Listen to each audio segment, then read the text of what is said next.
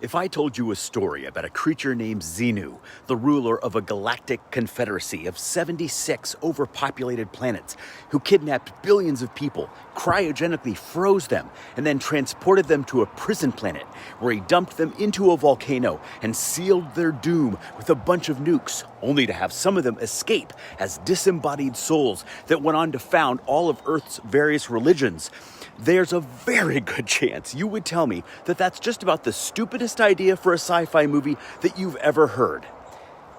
And you would be right. But that is, of course, exactly what some 10 million adherents to Scientology believe. And before you roll your eyes too hard, a large number of people watching this video right now believe in invisible angels, talking snakes and donkeys, a boat that carried 2 of every animal on the planet, people living inside whales or flying around on chariots of fire, and, of course, people resurrecting from the dead. The only difference is the illusion of legitimacy that comes with age. Scientology looks patently ridiculous to most of us right now because it was invented in our lifetimes. But if it's still here in a few thousand years, it may not. It may simply be just one more appealing faith on the religious buffet table to choose from. Believe it or not, I'm not here to pick on religion. I'm fascinated by how new religions are born. Scientology is hardly unique in the case of religions conceived in modernity. Have you ever heard of cargo cults?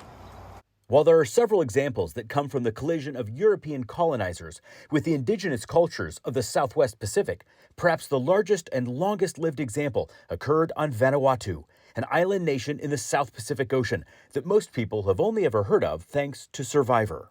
The indigenous people of Vanuatu had rarely, if ever, encountered outsiders, when all of a sudden 2 of the most powerful armies on Earth at that time, the Japanese and the United States, began fighting on their doorstep.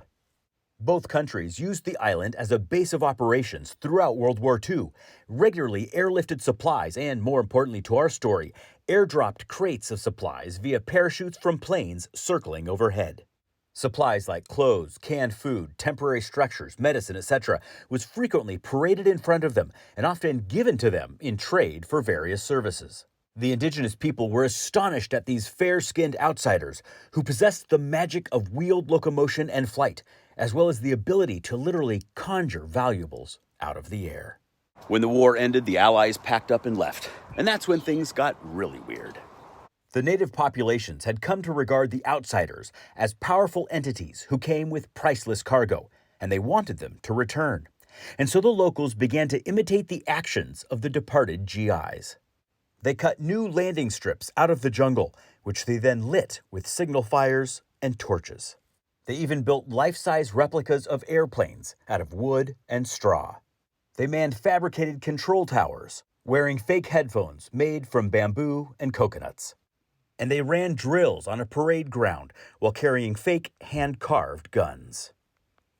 They did all of this as a way to try and induce the blessings and prosperity that had been falling from the sky and hoped that it would happen again.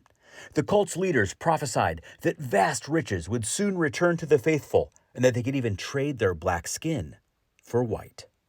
This and many other cargo cults throughout the world are still active to this day. The Vanuatu cult even spawned a political party that's still in existence. That sect used to have more than 5,000 followers, though today it's been decimated by Christian missionaries and is down to about just 500 or so. The illusion of legitimacy that comes with age. Oh, the historical irony. Stay curious, my friends.